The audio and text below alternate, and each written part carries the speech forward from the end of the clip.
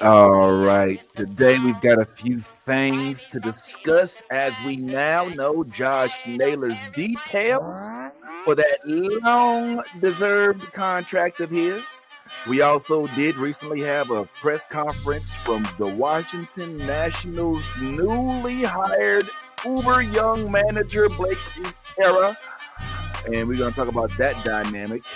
And as well, we're just going to close this off with a quick story about somebody that I think may become a Hall of Famer at one point. But for right now, let's just admire the Hall of Famers that we recognize and that we admire. And a couple, or maybe one of which, is really close with somebody that we have a really, really cool story about. So don't go nowhere. Let's go ahead and get right on into it.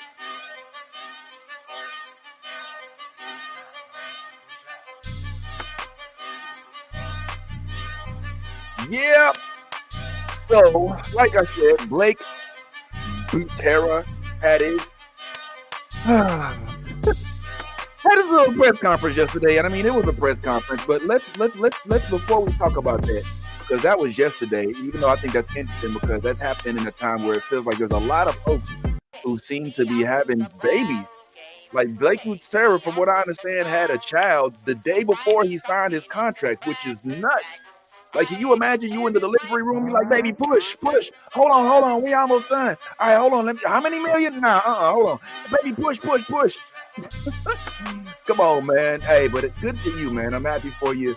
Even though some have compared him to maybe a combination of Woody from Toy Story and Buzz Lightyear. I don't know what's going on there, but it is what it is. All righty. Let's go ahead and get the facts about the way. Blake Butera was working with the Tampa Bay Rays for quite a while, even helped along with those Italians when it was time for the WBC, right next to Mike Piazza, even did some work along with the Dominican Republic. So you got to give him a little bit of credit for that. That's kind of cool. But it is kind of interesting that he does have this position now as a young manager, but I'm not going to sit here and talk trash on young managers. I'm going to tell you why, because the manager of my St. Louis Cardinals is hella young. In fact, he was one of the youngest to be named manager when he was in his 30s. So, I mean, well, at least at the time, not ever, but just at the time. Okay, don't go misquoting me. So I'm interested to see how this turns out, especially since he has such a young core. Him and everybody else out there in the Washington Nationals. I'm eager to see how he's able to convey his messaging to players like Josh Allen. That's Josh Allen. Excuse me, Josh. Bell, as well as my man CJ Abrams, and obviously the new slugger out in left field, James Woods. Not that those are the only players they got. Obviously, there's a whole pitching staff, but looking forward to see what these Washington Nationals do. Even though this ain't gonna be the year that I think they make it. We're far removed from 2019 when they had their World Series run, but good on you, my friend. Good luck to you and everybody else in the toy factory. I bid thee adieu, and I hope that you have the best season you possibly can have. On to the next. Now let's go ahead and get on that contract, right? So that's what we really want to talk about. Josh Naylor, the bomber, the excitement, the crack element, if you will. What makes you addicted to those Mariners is the speedy which way they've adopted, Mr. Josh Naylor. Woo-hoo! It's a big deal, folks. Congratulations. So, as I said yesterday, for those who didn't watch, if you did, please make sure you leave a comment. If you did not, man, hey, why you ain't watch? I think it's interesting that Josh Naylor has been on this trek, and now he finally has somewhere to lay his head for the next few years. He ain't got to worry about looking for a rent, looking for storage, things of that sort. And like I said yesterday, he is actually going to be close to his Canadian border. So I know he is uber happy about that. Couple things I wanted to tell y'all about Mr. Josh Naylor's contract, so we can all be in the know with regard to what it is that's going on. I would like to quote for you an article by Mr. Dane Perry, all right, of the CBS Sports Kind, which says Josh Naylor resigns with Mariners on a 5-year, $92.5 million contract in winter's first major free agency signing. What does that mean? That means that this could set the market. All right. We now know what a first baseman that can get you through the ALCS and you want to be around for 5 years is worth. And this is what a lot of agents are going to use to pitch to the people that they want to pick up their players. So I'm looking at you, Pete Alonso. I'm looking at you, Cal Schwarber. I'm looking at y'all like, oh, I'm looking at you, Goldsmith. Yeah. 92.5 for 5 years. All right, let's get a little bit into it. So the article speaks a little bit further about how the Mariners re-signed him to a 5-year contract on the free agent market. It announced Monday that they're going to give this deal to him worth $92.5 million and includes a no trade clause, according to Fansided. This marks the first major free agent signing of the offseason. Now, Naylor ain't but 28 years old. He's coming off a 2025 season in which he slashed. He had a 295 batting average. All right, 335, 353 OPS and a 353 OBP and a 462 OPS in a combined 147 games, many of which are for the Diamondbacks. And of course, he finished the season with the Mariners, as we all know. Now, after the trade, his OPS of 138 in 54 regular season games, en route to the Mariners winning their American League West title for the first time. Actually, Naylor ended up batting .417 in the ALCS, even though they lost that series. Now, I think you could see, once again, as I stated yesterday, one of the biggest things about Josh Naylor isn't just his stats, isn't just his baseball IQ, but it is his energy. It's everything he brings to the table. It's his savvy. It's his excitement. It's what makes folks look at the Mariners and say, I want to come and watch a game. All right. He is a perfect complement to Julio Rodriguez out there with his no-fly zone, who usually literally treats the no-fly zone like his own personal stage. He's out there talking to him, turns around, hey, no-fly zone. Now they have somebody else with added intensity that's not all playful, because Julio is all playful. He's all, oh, cutesy wootsy. Oh, I got gold eyes. I'm going to trounce around and I'm going to hold up the trident. Now they got somebody who like, man, if you don't rock that baby and get that little trident up out my face and give Dan Wilson a helmet so I can headbutt his ass after the, you know what I'm saying? Like, that's who y'all dealing with right now. So I'm geeked up to see what happens. But what this does make me question is, what direction are you now going in, Seattle? Because you got two other dudes that you might want to consider adding to this sauce. The same flavor that got you up to the ALCS. You don't think that's going to be the same flavor you need? Nah, I know the teams can't always look identical, but y'all got a good squad, right? So what's the holdup on Eugenio? What's the holdup on Jorge Polanco? Jorge, I could see a little bit. I know he's upticking, but y'all did not make it that far in the ALCS without Jorge Polanco. I would focus heavily on pitching if I were y'all, and also maybe talking about looking at shortstop. As much as I love JP, I love you, JP, like legit, especially as one of the only black representatives on the Seattle Mariners team, black American that is. I know he's from LA, but I think they might be able to give JP at least some competition. I think your third base, your first base, you get Eugenio, you're in good shape. But I don't know, man, about trying to run it all back. Those two corners are big bats. And so I think you might want to consider heavily not necessarily losing that core. And maybe, just maybe, running it back with the overwhelming majority of the folks you had on that roster for the ALCS. Now, that being said, good luck to you and have a good time out there in Seattle, Mr. Josh Naylor. And all the Seattle folks, y'all had a whirlwind of a year. I can only hope that y'all get to run it back. All right, and let's go ahead and keep this moving. I want to go ahead and start wrapping up with this right here. My last item for the day. As of recent, you all may have been informed that the Hall of Fame nominees, or should I say the candidates, have been announced for the upcoming season, the 2026 season. And on that list, you'll see a lot of folks that you may recognize, some that you may admire, some that you like, some more than others.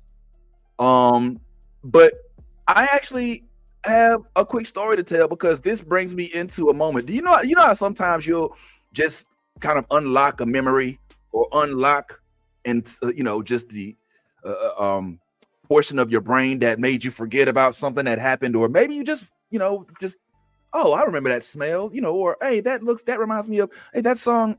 Well, this for some reason took me back. So when I look at the list of those that are on the Hall of Fame ballot for 2026, there's a few names that stand out. All right, I do see you, Bobby Abreu. Carlos Beltran obviously is a former Cardinal, even though he wasn't there that long.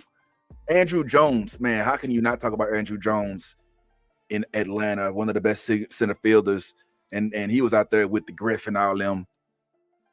Ed Hunter Pence, I see you. Torrey Hunter, man, I still think of Torrey Hunter as an angel for some reason, but I know he was big with the Twins. Andy Pettit, yeah, Man Ram is on there, and I know he has some issues. Well, at least some people hold that against him. A-Rod, the same ordeal. But David Wright, okay. But and Dustin Pedroia, Daniel Murphy as well, who's on my Diamond Dynasty team when I play the show on PS5. By the way, I'm in Kung Fu Vinny if you want to come get served. And I'm not that good. I play on Rookie because it's really hard to play on Legend, but I still can if I need to. Now, what draws my attention, what really I want to call attention to is the bottom portion. At the bottom right-hand side, if you all look really closely, you'll notice at the bottom right-hand corner, a young man by the name of Jimmy Rollins. Yes, J-Roll, as we call him, was kind of like the second coming of Ken Griffey, in my opinion. And I was not a Philadelphia Phillies fan, still am not, and never will be. But J-Roll was a young dude. He was fast. He was one of the first that I saw hit the 2020 or 30-30 club, right? And they did end up winning in the early 2000s. I think it was 06 or no, it wasn't 06 because we won in 06. I think it was 08 or 09. Quote me. Now, one of the main reasons I know Jimmy Rollins is because as a dude from St. Louis, even though I live in Florida now, I tend to follow the folks that come from St. Louis. Like, even if you're not on the Cardinals, right? Right now, I know Jake Berger. I'll be following you. I'll be watching. Yeah, I know. I'll be seeing y'all out there, Jake Berger. You should have been come play with us. And I'm looking at Tony Vitello like, oh, I'm watching.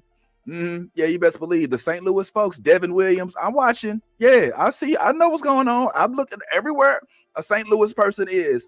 I am in the mix. There am I. And one of these dudes is from St. Louis, and it's not J-Roll. My man, Ryan Howard, slugger, banger. This dude was everything back in the day. Am I wrong?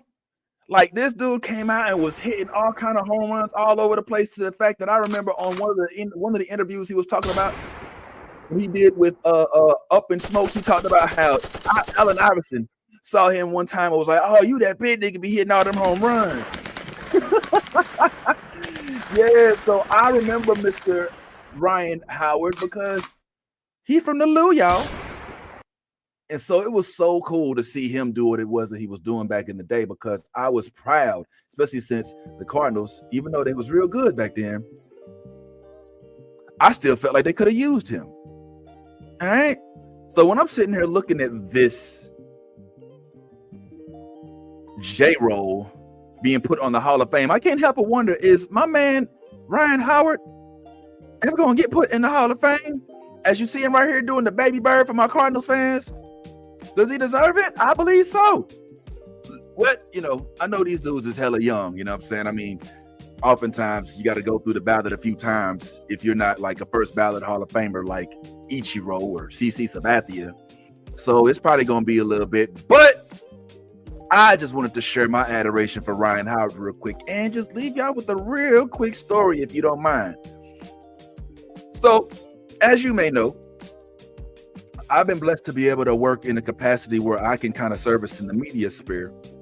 And in one of my most recent trips, I was able to go with my homeboy, J.R. Gamble, to Alabama to see the East-West Classic game that MLB had put together, in which we were able to see folks like Ryan Howard and CC Sabathia. You see Prince Fielder. Look at Dusty Baker right there. You got Mike Cameron. You got Andrew Jones right there. You even got CY from MLB Network. I say that like he didn't actually play ball too. And look, I can sit here and go on about everybody that's on this list, but pay attention to the one with the red underneath the jersey. You notice that? The one with the red underneath the jersey? Yeah, that would be one Mr. Ryan L. Howard III. I made the L up. Don't hold that against me. And I just thought that was real cool that I was put in a position to be able to be my star. I met a lot of folks this go around, but obviously this one stuck with me. So if y'all wouldn't mind, I'd love to just indulge and talk a little bit about this experience. So I got to meet a whole bunch of these dudes, like I said, right? It was a pleasure just to be in the presence, and I got to watch them take BP, do home run derby, do a bunch of crazy stuff. Got to interview Prince Fielder. I got to interview CC Sabathia. That interview is live right now on my Instagram at The Real Vince Taylor. But I sought out Ryan Howard because that's my dog. And I wanted to see a couple things. A, how St. Louis are you still? Now that you done been with the Phillies and you done went and did all these other things, how much St. Louis do you still got in you? So a couple of my intentions were to figure out how St. Louis he was, and then also to see if I could test the waters of maybe getting him to come into a coaching role in the Cardinals clubhouse, even if it's just a minor batting coach role. So I think it was, fairly productive. But here's what the man said to me, and y'all tell me if I got what I wanted out of this interview right now. Ryan, man, home run derby, man. What happened, man? Just ain't have it today. It ain't today? Just ain't have it today. Okay. Couldn't get the lower body going today. Okay. It be easy like that. Maybe a little fried rice? Hey, bro, you give me some of that fried rice, St. Paul, it could be a different story. That's like that, like Papa had his spinach. Oh, yeah. That's it. That was your favorite St. Louis dish, the fried rice? Yeah, that's St. Paul. St. Paul? Okay, yeah. You do the toasted ram? Oh, yes, believe it. The emo? Yeah, believe it. What kind of St. Paul you get? I'm usually getting either pork St. Paul. The pork? Yeah, pork St. Paul. All right. Pork fried rice. So if by chance I had connections and could get you as maybe, a hitting coach for the Cardinals, who could use some help right now? Nah. Would you answer that call? Man, I don't know. I got the little ones at the house. Yeah. So right now it's just it's looking after the fam. So okay, but I'll be watching from afar. All right. Well, I'll be watching the 611 podcast, yes, and sir. I will tell your boy Jimmy, you missed out on a chance, man. We gotta get him out here. Jimmy, next time you ain't got no dance classes. Come on, J-Roll. What's up, man? All right, man. Thanks. Yes, sir. Yo, come on, man. So I get to, and I ain't gonna lie, you should have seen my face, man. I went over right after this, and I found G, and I was like, I get to interview folks on the regular. I ain't gonna lie, I've had I've been blessed in that manner, but I still am just a little kid in the candy shop, and I get starstruck real easy, and I try to maintain it, but it's not always easy. So I literally just sat and had to just maintain the fact that Ryan Howard just gave me hella love, and it wasn't giving me the Hollywood shove either. Like, he was into it a little bit. I felt like it, but that wasn't where it ended. And this is where it got real interesting to me. So I had that moment with Ryan Howard, and then after that moment I had with Ryan Howard, to my surprise, I think he sought me out later. And he came to finish the interview, or just give me more details, or just to tell me more, because maybe he was vibing off of the St. Louis vibe. I mean, when you got 314 in you, got 314 in you. And if you don't know, for my folks who don't come from St. Louis, we, for some reason, hold our Chinese food in such high regard. What I'm talking to him about in that particular moment is the St. Louis style cuisine that we get from our Chinese food shops. And there's a St. Paul sandwich, which is just a fried, it's just I can't even describe it. It's just, you know, me and dude from University City, man. I came up off a street called 82nd, or we call it 8 Deuce. Okay, and at the edge of Olive and 8 Deuce, there's a little restaurant called Chonghua. And I used to walk and ride my bike over to Chonghua, get me a St. Paul and the special fried rice with extra, cayenne, well, they used to just call it pepper, but we call it cayenne now. So it was dope to see that he knew about the St. Paul. Because that's the St. Louis thing, kind of like Toasted Rab and Emo's Pizza. I also mentioned Emo's in that regard. You saw that, right? So imagine my excitement when the man next to Jimmy Rollins and Chase Utley here finds me after all is done to give me part 2 of this interview, where he goes to tell me a funny story about what happened when he first got into the league and he had to adapt to cuisine outside of St. Louis, which I thought was real cool. Now, St. Louis folks, you're going to feel this, but tell me what y'all think about this league. I tried to get some Chinese food before I went to the ballpark, so I called the place. I was like, hey, yeah, let me get a St. Paul sandwich. And, in Baltimore? Yeah, in Baltimore. And it's like, what? They didn't know. I was like, I didn't realize that it was just a St. Louis thing. Yeah, man, yeah. You can't take the St. Louis. See, but that's being a rookie. That's being a rookie in the league coming up, so I learned. But now you can order your own St. Paul. That's it. You can make your own St. Paul restaurant. That's true. Bring it to Philly. That's true. But they got it's the secret herbs and spices. Yeah, it is. Yeah, they do. You know how they do. It's something with the rice. Something in the rice. It's brown. The rice has got to be on point. That's key. Appreciate you. Right. Thanks, man. Appreciate it. Oh, my God. Too much is happening right now.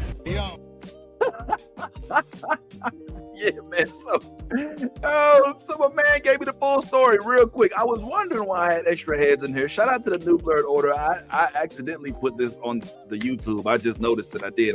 I try to keep the stream separate, but Ty keeps telling me I need to stop doing that. So maybe I should just do more of these. But yeah, this is all about baseball. You would like my yesterday thing. I brought in Star Trek and how that actually influenced or maybe predicted some of the Asian dominance that we have here in the current MLB sphere. But I digress. I just wanted to show how dope it was for me, a baseball fan, being able to meet one of my baseball heroes, and they actually did not disappoint.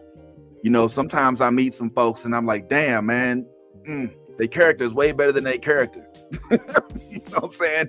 But in this particular instance, like I said, my man Ryan did not disappoint. So shout out to my man Ryan Howard. Shout out to my man Jay Roll up there as well. Shout out to the Hall of Fame ballot. Good luck to those of y'all who may or may not make it. It is an honor just to be even included on the ballot, if I am mistaken. Shout out to Blake Butera, all right, and good luck with the Washington Nationals. You got your work cut in for you, homeboy. They didn't have like one of the worst records in the league in the last few years. And big shout out, of course, to Josh Naylor and his new 5-year contract, just in time to feed that baby. Because like I said in the beginning, there's a lot of folks out here, for whatever reason, having babies right now. Let me stop. It's always good to have children. All right. It's an honor. It's a privilege.